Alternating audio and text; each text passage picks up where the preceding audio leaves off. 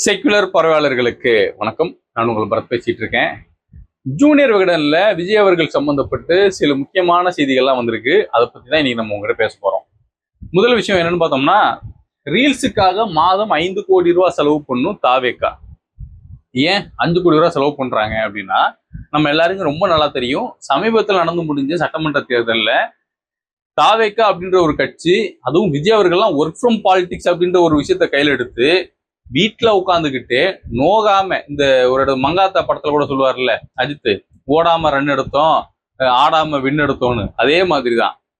ஒன்னும் பண்ணல, 5 ஸ்டாரை சாப்பிடு சும்மாரு அப்படின்ற மாதிரி சும்மாவே இருந்து மனுஷன் ஜெயிச்சுட்டா. அப்படி அதை எல்லாருமே எப்படி ப்ரொஜெக்ட் பண்ண ஆரம்பிச்சாங்கன்னா, விஜய் அவர்கள் இன்ஃபுளுன்ஸ் பண்ணியிருக்காரு, சோசியல் மீடியா அப்படின்ற ஒரு பிளாட்ஃபார்மை யூஸ் பண்ணி விஜய் மக்களை ஏமாத்திட்டாரு அப்படின்ற ஒரு டேகை கொண்டு வந்தாங்க. லிட்டரலா அதுவும் ஒரு முக்கியமான ஒரு விஷயம்தான். இப்ப இதே மாதிரியான ஒரு விஷயத்த நம்ம ஏன் வடநாட்டுல பண்ணக்கூடாது? நம்ம இதே மாதிரி வடநாட்டுல பண்ணோம்னா டெஃபினட்டா பிரதமர் ஆகலாம் அப்படின்ற ஒரு சிந்தனையில விஜய் இருக்காரு. இதுல மெழுகேத்துற மாதிரி கூட ஒரு ஜோசியக்காரர் உட்காந்துக்கிட்டு விஜய்க்கு ஆசை வார்த்தை சொல்லிக்கிட்டே இருக்க வேண்டியது. நீங்க கண்டிப்பா பிரதமர் ஆயிடுவீங்க, நீங்க நான் சொல்றதை மட்டும் கேளுங்க அப்படின்ட்டு கொடி அறிமுகப்படுத்தினது கூட இந்த ஜோசியக்காரர் சொல்லி தான் சிவப்பு மஞ்சளை அறிமுகப்படுத்திருக்காங்க. கட்சியோட பெயர்ல வெற்றி அப்படின்ற விஷயத்தை ஆட் பண்ணது கூட இந்த ஜோசியக்காரர் சொல்லி தான் ஆட் பண்ணியிருக்கிறாங்க. அந்த வெற்றி முதலீடுன்னு சொல்லி ஒரு மாநாடு ஒன்று நடத்தினாங்க. அதுலயுமே அந்த வெற்றி அப்படின்றது, அதுவும் குறிப்பா டபுள் டி அப்படின்ற விஷயத்தெல்லாம் இந்த ஜோசியக்காரர் சொல்லி தான் செஞ்சிருக்கிறாங்க. குறிப்பா பட்ஜெட் அறிவிப்புல ஏற்கனவே இருந்த திட்டங்களுக்கு பெயர் மாற்றம் பண்ணி எல்லாத்துக்கும் வெற்றி வெற்றி வெற்றி வெற்றின்னு போட்டு இவங்க அறிவிச்சதுக்கு காரணம் இந்த ஜோசியக்காரர் சொன்னதுதான் அப்படின்னு சொல்றாங்க. அதே மாதிரி விஜய் அவர்கள் கோட் சூட் போட்டுட்டு பொட்டு வச்சுட்டு வர்றதுக்கு காரணமும் இந்த ஜோசியக்காரர் சொல்லிதான் அப்படின்னு சொல்றாங்க. ஸோ இதே மாதிரி விஜய் அவர்களை நம்ம பிரதமர் ஆக்கிட்டோம்னா நம்ம சிஎம் ஆயிரலாம்னு ஒரு 3 பேர் கனவுல இருக்காங்க. அந்த 3 பேர் யாருன்னு பார்த்தோம்னா, ஆதவர்ஜுனா, புஷி ஆனந்த், அப்புறம் ஒரு அருண்ராஜ்னு சொல்லி ஒரு அமைச்சர், நம்ம எல்லாம் தெரியும், பழைய ஐஆர்எஸ் அதிகாரி அவர். இவங்க 3 பேரும் பிளான் பண்ணிக்கிட்டு விஜய்க்கு ஆசையை தூண்டி விட்டுக்கிட்டு இவங்க செலவு பண்ணிட்டு இருக்கிறாங்க. ஆக்சுவலா விஜய் இன்வெஸ்ட் பண்றாங்க. விஜய் இன்வெஸ்ட் பண்ணி நமக்கான வருமானத்தை, லாபத்தை நம்ம எடுத்துக்கலாம் அப்படின்ற ஒரே ஒரு நோக்கத்துல விஜயை சுத்தி இருக்கக்கூடிய நபர்களுடைய சுயநலத்துக்காக விஜயை இன்னைக்கு இன்வெஸ்ட் பண்ணிட்டு இருக்கிறாங்க இந்த கும்பல். இதுக்காக 5 கோடி ரூபாய் செலவு பண்றாங்களா மாசம். அதுவும் ஒரு இன்ஃபுளுசருக்கு 60,000 இருந்து 1.5 லட்சம் வரைக்கும் இவங்க பே பண்றாங்க. இது 5 கோடி ரூபா அப்படின்ற ஒரு இடத்துல போய் நிக்குது. இந்த 5 கோடி ரூபா அப்படின்ற சாதாரண விஷயம் இல்லைங்க. எந்த கட்சியும் பண்ண மாட்டாங்க. திமுகவோ அதிமுகவோ பண்ண மாட்டாங்க. இவங்க 2 பேரும் பண்ணாலும் எப்ப பண்ணுவாங்கன்னா தேர்தல் சமயத்துல பண்ணுவாங்க. அதுவும் தொடர்ச்சியா நமக்கு யார் சப்போர்ட் பண்றாங்களோ அவங்களுக்கு மட்டும் பண்ணுவோம் அப்படின்னு தான் பண்ணுவாங்களே தவிர வெளிலேருந்து யாரையும் ஹையர் பண்ணி பண்ண மாட்டாங்க. அப்ப இந்த சூழல்ல தாவேக்கா இப்ப 5 கோடி ரூபாய் மாசம் மட்டும் செலவு பண்ணுதுன்னா, அப்ப ஏதோ மிகப்பெரிய பேக்ரவுண்ட் இருக்குன்னு தானே அர்த்தம். அப்ப யாரோ பெருசா இன்வெஸ்ட் பண்றாங்கன்னு தானே அர்த்தம். ஏன்னா யாரும் சும்மா 1 ரூபா கூட செலவு பண்ண மாட்டாங்க, ரிட்டர்ன்ஸ் எதிர்பார்ப்பாங்க. அந்த ரிட்டர்ன்ஸா தான் இன்னைக்கு இந்த 5 கோடி ரூபாய் அப்படின்றது மாசம் மாசம் செலவு பண்றாங்க. 5 கோடி ரூபாய் இன்வெஸ்ட் பண்ற அளவுக்கு, மாசம் மாசம் செலவு பண்ணக்கூடிய அளவுக்கு யாருக்கு பொருளாதாரம் இருக்குங்கிறத மக்கள் நீங்களே தெரிஞ்சுக்கோங்க. தாவேக்கால அப்பேற்பட்ட ஒரு மாபெரும் சக்தி ஒன்று இருக்கு. அந்த சக்தி என்ன பண்ணுது, மாசம் மாசம் 5 கோடி ரூபாய் கொடுத்துக்கிட்டு நம்ம சம்பாதிச்சிருவோம், நம்ம முதலமைச்சர் ஆயிடுவோம் அப்படின்னு ஒரு கனவு உட்காந்துட்டு இருக்கு. அடுத்த செய்தியை பாருங்க. மத்திய அரசை தாக்கக்கூடாது அப்படின்னு விஜய் அவர்கள் அவருடைய சட்டமன்ற உறுப்பினர்களுக்கும் அவருடைய அமைச்சரவையில இடம்பெற்றிருக்கக்கூடிய அமைச்சர்களுக்கும் ஒரு உத்தரவு போட்டிருக்காராம். ஏன்னா பாஜக கூட நம்ம இணக்கமா போறது நமக்கு நல்லது, அப்பதான் நம்ம கட்சியை டெவலப் பண்ண முடியும் அப்படின்றதுல விஜய் அவர்கள் தெளிவா இருக்காரு அப்படின்னு ஜூனியர் விகடன்ல சொல்லியிருக்கிறாங்க. இப்ப நமக்கு என்ன கேள்வின்னா, பாசிச சக்தி அப்படின்னு விஜய் அவர்கள் தேர்தலுக்கு முன்னாடி சொன்னாரு. ஆனா இப்ப வரைக்கும் தேர்தலை வெற்றி பெற்றதுக்கு அப்புறம் பாஜக அப்படின்ற ஒரு கட்சியை பத்தி இவங்க எதிர்த்து பேச மாட்டாங்க.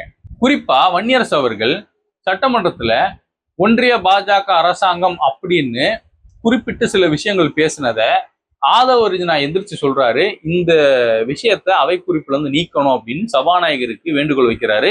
சபாநாயகரும் அந்த விஷயத்த நீக்கிறாங்க. அப்ப என்ன தெரியுதுன்னா, பாசிசம் அப்படின்னு நீங்க சொன்னது பொய்யா? யாரை ஏமாத்துறதுக்கு இந்த நாடகம்? கூட்டணி இருக்குன்னா இருக்கு, இல்லைன்னா இல்லை. ரெண்டுமே இல்லாம நாங்க எதிர்க்கிறோம்பா அப்படின்னு சொல்லிட்டு இப்ப உட்காந்துக்கிட்டு உங்க அமைச்சரவையில் இருக்கக்கூடிய வன்னியரசு அவர்கள் அந்த பாசிச சக்தியை எதிர்த்து ஏதாவது பேசினாரு அப்படின்னா அதை அவை குறிப்புல இருந்து நீக்கணும்னு நீங்க சொல்றது நியாயமா? நியாயமா? அதுவும் ஒன்றிய அரசும் சொல்லக்கூடாது அப்படின்னு ஸ்ட்ராங்கா உத்தரவு போட்டிருக்காராம் நம்ம முதலமைச்சர். அப்போ கண்டிப்பா அண்டர் டீலிங் அப்படின்றது இருக்கு. மறைமுக திருட்டு கூட்டணியா தான் தாவேகாவும் பாஜகவும் செயல்படுறாங்க அப்படின்றதுல மாற்று கருத்தே கிடையாது. இதுக்கப்புறம் மக்கள் நீங்களே புரிஞ்சுக்கோங்க தாவேகா யாரு கூட கூட்டணி வச்சிருக்காங்கன்னு. இப்பவும் உங்க பாஜகவை எதிர்ப்பாங்கன்னு நினைச்சீங்கன்னா அதுக்கு மேல சொல்றதுக்கு ஒண்ணும் இல்லை. குறிப்பா அண்ணன் திருமாவர்களுக்கு பதிவு பண்ணிக்கிறேன், அண்ணன் உங்களை எல்லாரும் ஏமாத்திட்டு இருக்காங்க, சேஃபா இருக்குங்க. அடுத்து மிக மிக முக்கியமான ஒரு செய்தி என்னன்னா, தாவேகா ஆட்சியை கலைக்கிறதுக்காக திமுக மாஜிகள் ரகசிய மீட்டிங் அப்படின்னு சொல்லி ஒரு செய்தி. இந்த செய்தியை படிக்கும்போது எனக்கே கொஞ்சம் வியடா தான் இருந்தது. ஏன்னா இப்படியெல்லாம் செய்ய முடியுமா அப்படின்ற ஒரு கேள்வி எனக்கு ஃபர்ஸ்ட் வந்தது. அதுக்கு முன்னாடி இவங்க என்ன சொல்லியிருக்காங்கன்னா, கோயம்புத்தூர் சம்பந்தப்பட்ட ஒரு மாஜி, திமுக சம்பந்தப்பட்ட ஒரு மாஜி ஒருத்தர் சேலம் சம்பந்தப்பட்ட அதிமுக மாஜி கிட்ட பேசியிருக்காராம். எதுக்காகனா, நம்பிக்கையில்லா தீர்மான வாக்கெடுப்புல நீங்க ஓட்டு போடணும், இந்த ஆட்சியை நம்ம கவுத்தாகணும். காரணம், நம்ம ஏற்கனவே செஞ்ச சில தவறுகளை இவங்க நோண்டி நொங்கெடுக்க ஆரம்பிச்சிருக்காங்க. இது நமக்கு மிகப்பெரிய பின்னடைவு ஏற்படுத்தும். அதனால பொங்கல் வரும்போது இந்த ஆட்சி இருக்கக்கூடாது அப்படின்னு திராவிட கட்சிகள் திட்டம் போடுறதா ஜூனியர் விகடன்ல ஒரு செய்தி கொடுத்துருக்காங்க. இப்ப எனக்கு என்ன கேள்வினா, ஆதாரம் இருக்கு நோண்டி நொங்க எடுக்கிறாங்கன்னா அதை வெளிப்படையா கொடுத்துட வேண்டியதுதானே? முதலமைச்சர் சொல்றாரு என்னுடைய டேபிள்ல 3 ஃபைல் இருக்கு அப்படின்னு சொல்றாரு. அங்கிட்டு அறநிலைத்துறை அமைச்சர் அவர் என்ன சொல்றாரு, எங்ககிட்ட ஆதாரம் இருக்கு அப்படின்றாரு. இந்த சைடு ஆதவர்ஜி நான் சொல்றாரு எங்ககிட்டயும் ஆதாரம் இருக்குன்றாரு. எடுத்து வெளில விடுங்கப்பா அப்படின்னா யாரு ஆரம்பத்துல சைக்கிள்ல வந்தாங்க, இப்ப யாரு கார்ல வராங்க, அதுதான் ஆதாரம். நாங்க யாரையும் தண்டிக்க போறது இல்லை, மக்கள் பார்த்துப்பாங்க அப்படின்னா அப்ப ஆதாரம் இருக்கா இல்லையா? இல்லாம புழுவிட்டு இருக்கீங்களா, இல்ல இருக்குன்னு மிரட்டிட்டு இருக்கீங்களா? ரெண்டு கேள்வி தானே. ஒண்ணு இல்லைன்னு நீங்க புழுவணும், இல்ல இருக்கிறது இருக்கு அப்படின்னு நினைச்சுக்கிட்டு நீங்க மிரட்டணும். அப்ப எது உண்மை? இப்ப திமுக மாஜிகள் ஒண்ணு சேர்ந்து தாவேகா ஆட்சியை கலைக்கணும் அப்படின்னு முடிவு பண்ணியிருக்காங்கன்னா அதுக்கு அவங்க கூட்டணி கட்சியை விட்டு கொடுத்துருக்கவே மாட்டாங்களே, வாய்ப்பே இல்லையே. இறுக்கி பிடிச்சிருக்கலாமே. சட்டமன்றத்துல எடப்பாடியார் பேசும்போது ஒரு வார்த்தையை பதிவு பண்ணாரு நேத்து நினைக்கிறேன். என்னன்னா, ஏன் உங்க கட்சி எங்களால் விலைக்கு வாங்க முடியாதா, ஆனா நாங்க அந்த அரசியல் பண்ண மாட்டோம்னு ஒரு வார்த்தையை ஒன்று போட்டாரு. அப்ப என்னன்னா, ரொம்ப தெளிவா இருக்கிறாங்க, இது அநாகரிகமான அரசியல், இந்த தப்பை நம்ம செய்யக்கூடாது அப்படின்னு அதிமுக தெளிவா இருக்காங்க. அதே மாதிரி அதிமுக பலவீனமா இருந்த சூழல்ல அன்றைய திமுக நினைச்சிருந்தா, அப்போ கலைஞர் அவர்கள் உயிரோட தான் இருந்தாரு, அவர் நினைச்சிருந்தாருன்னா அதிமுகவில் இருக்கக்கூடிய மிக முக்கிய புள்ளிகளை இவங்க கட்சியில தூக்கியிருப்பாங்க. யாரும் அப்படிலாம் தூக்கல. கேள்வி என்னன்னா, இங்க திட்டமிட்டு சோஃபா அப்படின்ற ஒரு விஷயம் டிராவல் ஆகுது. சோஃபா டிராவல் ஆகும்போது மற்ற கட்சியில் இருக்கக்கூடிய முக்கிய புள்ளிகள் இந்த கட்சிக்கு டிராவல் ஆகுறாங்க. சரி, டிராவல் ஆன நபர்கள்லாம் சந்தோஷமா இருக்காங்களா அப்படின்னு கேட்டோம்னா இல்லை. நம்ம புதுக்கோட்டை விஜயபாஸ்கர்லாம் யாராவது அண்ணன் தாவேகா பக்கம் வரேனே, எனக்கு கொஞ்சம் ஏதாவது பேசி தலைமையில் ஏதாவது சொல்லி எனக்கு ஏதாவது பண்ணி விடுங்கண்ணே, ஏதாவது போஸ்ட் சின்ன போஸ்டிங் கொடுத்தாலும் போதும்னே அப்படின்னு அதிமுகலேருந்து யாராவது கேட்டா கூட அவரு ஸ்ட்ரிக்டா சொல்லிடுறாராம், வேணாம்ப்பா, நான் நம்பி ரொம்ப ஏமாந்து போயிட்டேன், இந்த மாதிரி மாப்பிள்ளைன்னு குட்டி குஞ்சான் பின்னாலாம் சுத்த வேண்டியதாக போகுது, அதனால இது நமக்கு செட் ஆகாது, மானம் போயிடும், மரியாதை போயிடும், நான் நிறைய பேரை கூட்டிட்டு இப்போ அவங்களாம் ஏன் காலரை பிடிக்க ஆரம்பிச்சிருக்காங்க, என்ன பண்றது தெரியல, சின்ன பசங்க தான் ரொம்ப அசிங்கப்படுத்துறாங்க, நீங்க வராதீங்க, அங்கேயே இருங்க, கொஞ்ச நாள் வெயிட் பண்ணுங்க, நல்லதே நடக்கும் அப்படின்னு அந்த கட்சியில இருக்கக்கூடிய ஒரு நபர் யாரு, நம்ம விஜயபாஸ்கர், பிற கட்சியில் இருக்கக்கூடிய நபர்களுக்கு இது மாதிரியான செய்திகளை கொடுத்துட்டு இருக்காராம். அதுவும் ஜூனியர் விகடன்ல சொன்ன ஒரு முக்கியமான விஷயம் என்னன்னா, தாவேகாவுல ஸ்லீப்பர் செல் இருக்கிறாங்க, அவங்க இங்க இருக்கக்கூடிய திமுகவுக்கும் அதிமுகவுக்கும் வேலை பார்க்க ரெடியா இருக்காங்க அப்படின்ற ஒரு விஷயத்தை அவங்க பதிவு பண்ணியிருக்காங்க. ஆக்சுவலா இன்சைட் இன்ஃபர்மேஷன் எல்லாருமே கொடுப்பாங்க, அது எப்போதுமே வெளில வரும். ஆனா ஆட்சியை கவிழ்க்கணும் அப்படின்னா அது யாரால முடியும்னா திமுக கூட்டணியில் இருந்த கட்சிகள் இருக்கிறாங்கல்ல, இன்னைக்கு தாவேகா கூட்டணி சிறந்த கூட்டணின்னு சொல்லி அங்க போயிருக்காங்கல்ல, அதிகாரத்துக்கு ஆசைப்பட்டு போயிருக்காங்கல்ல, அவங்க பண்ணாதான் உண்டு. அப்ப தாவேகா ஆட்சி கலைக்கப்படுது அப்படின்னா இங்க திமுக அதிமுக பிளான் பண்ணலாம் முடியாது. கூட இருக்கக்கூடிய விசிகாவோ இல்ல கம்யூனிஸ்ட் கட்சிகளோ இல்ல ஐயுஎம்எலோ இவங்கெல்லாம் திட்டமிட்டாதான் தாவேகா ஆட்சியை கவிழ்க்க முடியும். இன்னைக்கு அவங்க எல்லாருக்கும் அதிகாரத்துல பங்கு கொடுத்து உட்கார வச்சிருக்கு இந்த தாவேகா அரசாங்கம். குறிப்பா விசிகா, கம்யூனிஸ்ட் கட்சிகள், ஐயுஎம்எல் இவங்க எல்லாம் தவிர்த்து காங்கிரஸ் நினைச்சா டெஃபினட்டா விஜய் ஆட்சியை கவிழ்க்க முடியும். ஏன்னா விஜய்க்கு பிரதமர் ஆசை இருக்கு. இப்ப சமீபத்துல கூட ராகுல் காந்தி அவர்களை மட்டம் தட்டி பேச ஆரம்பிச்சிருக்காங்க தாவேகா தரப்புல இருக்கக்கூடிய சில முக்கிய புள்ளிகள். நம்ம தமிழ்நாடு காங்கிரஸ் தலைவர் மாணிக்கம் தாகூரும் தாவேகாவை எதிர்த்து குரல் கொடுக்க ஆரம்பிச்சிருக்காரு. அப்போ ஒரு கிளாஷ் போயிட்டு இருக்கு.